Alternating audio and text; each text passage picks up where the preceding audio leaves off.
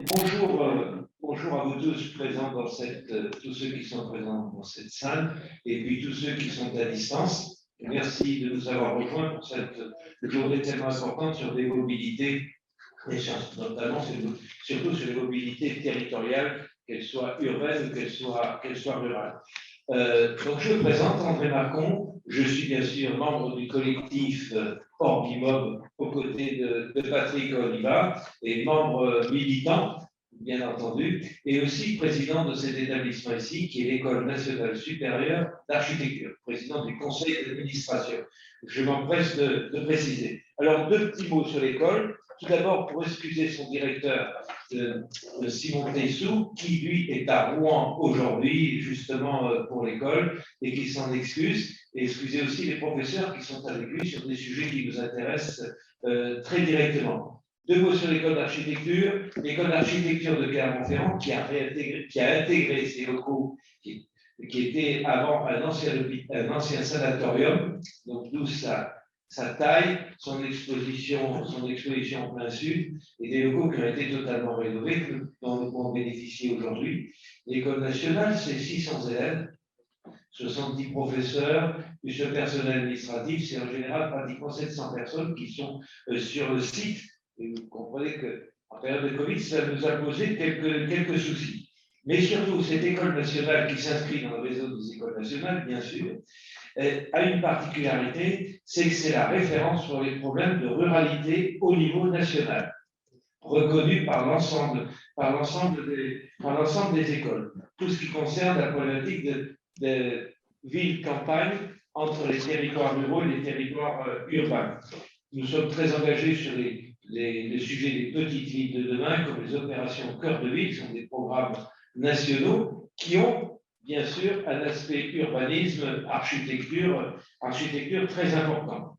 Et vous verrez, dans les contributions évoquées, il y a un certain nombre de professeurs de notre école qui sont dans les différents ateliers, qui participent à ce travail de la semaine d'Orbimob, notamment sur les sujets d'aménagement des parkings, parking en hauteur, parking souterrain, les parkings de délestage à l'entrée des centres-villes, les liaisons avec les centres-villes, l'aménagement des immeubles avec les rez-de-chaussée commerciaux, les appartements d'étage, la distribution des circulations, c'est des sujets bien sûr qui nous préoccupent, et puis bien sûr l'innovation, trouver de nouvelles solutions. Et ça, l'école, qui n'avait pas au départ dans son existence quand elle n'était pas ici, s'est lancée dans le domaine de la recherche, avec maintenant un département recherche qui commence à devenir important et sur lequel nous allons construire de nouveaux locaux et accueillir de nouveaux chercheurs sur les thématiques évoquées, bien entendu. Et nous avons d'ailleurs un de nos professeurs qui est aussi le responsable national de POPSU, que vous connaissez, que beaucoup connaissent, qui est le programme d'aménagement de l'ensemble des villes. Avec aussi quelques soucis. Si ceux qui sont venus en voiture, vous avez vu que le parking est très très bien. Et nous lançons une opération avec nos étudiants, quand même en ayant un tram à 200 mètres, comment se fait-il que nous ayons autant de voitures sur le site? C'est quand même... voilà, il y a aussi une pédagogie à faire et il faut que nous commencions. J'ai beaucoup insisté auprès de notre directeur, mais qui en est conscient, lui, du voyage contraint. C'est que l'on pouvait aussi utiliser les transports urbains pour venir à l'école, puisqu'ils arrivent jusque chez nous. Voilà, et dernier élément qui me semble important de dire à tout notre public, c'est le travail que nous faisons avec l'université de Clermont-Ferrand.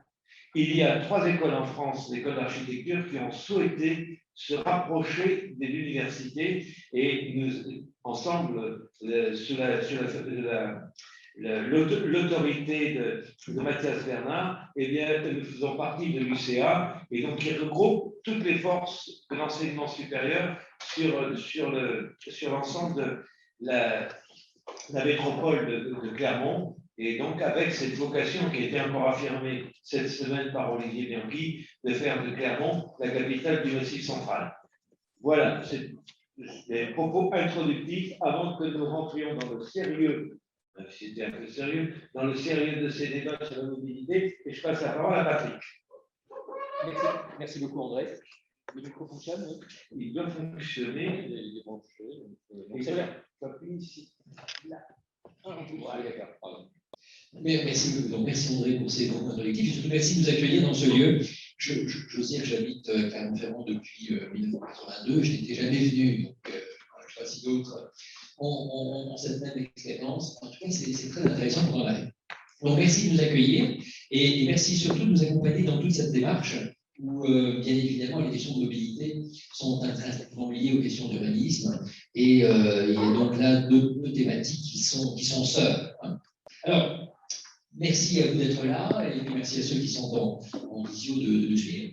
J'aimerais dire qu'on rentre aujourd'hui, après tous les propos productifs que nous avons eus depuis lundi, dans le cœur de notre objectif, qui est vraiment de traiter des mobilités territoriales. Bien évidemment, toute la problématique relative à Clermont-Ferrand, l'hôpital régional, est extrêmement importante, mais comme je l'ai dit très fréquemment, c'est vraiment dans le cadre des mobilités territoriales que se situe l'originalité de notre propos et bien évidemment de la connexion entre ces territoires. Alors je le redis, ce sont les 4 départements de l'Auvergne, l'Allier, le Puy-de-Dôme, le Cantal et la Haute-Loire, qui bien sûr gravitent autour de Clermont, et nous rentrons dans ce grand champ qui est un champ malheureusement peu travaillé. On parle tellement beaucoup des mobilités urbaines que l'on oublie ces populations importantes qui sont dans des zones d'habitat plus dispersées.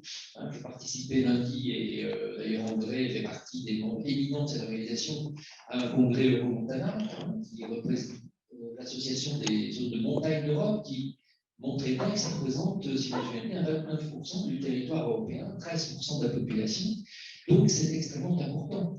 Et il n'y a pas que des montagnes en Auvergne, nous avons aussi des zones qui sont plus urbanisées. Donc toutes ces mobilités à la fois professionnelles, j'insiste beaucoup, et personnelles, c'est ce qui est vraiment au cœur de notre méthode. Et nous avons l'ambition, profitant d'expériences réussies menées à gauche à droite, et surtout profitant de notre propre créativité, nous avons l'ambition de faire que notre région, bien circonscrite, mais surtout en pleine porosité avec le monde environnant, on va le voir tout de suite après, se présente dans quelques années. On a fixé l'échéance à 2026-2027, à la fin des mandatures actuelles de nos principales institutions, des programmes qui sont en cours, et pour dire on a franchi un saut vraiment qualitatif, on a changé d'azimut, et les populations rurales voient véritablement un changement et sont pleinement associées à cette transformation. Voilà, donc c'est vraiment cela qu'on veut réussir, c'est associer nos populations à cette transformation,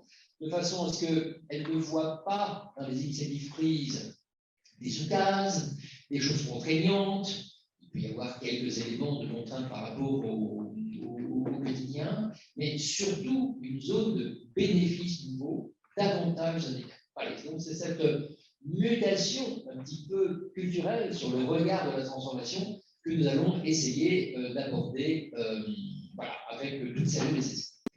Alors je ne vais pas dire plus de choses ce matin, je pense que vous avez eu la possibilité, certains déjà d'entre vous, de suivre nos conférences, on pourra toujours les retrouver de toute façon sur Internet, mais je vais tout de suite me tourner vers Paul-Henri Dupuis, qui est le commissaire du Massif central, dont je voudrais souligner ici à la fois la sympathie que j'ai pour lui.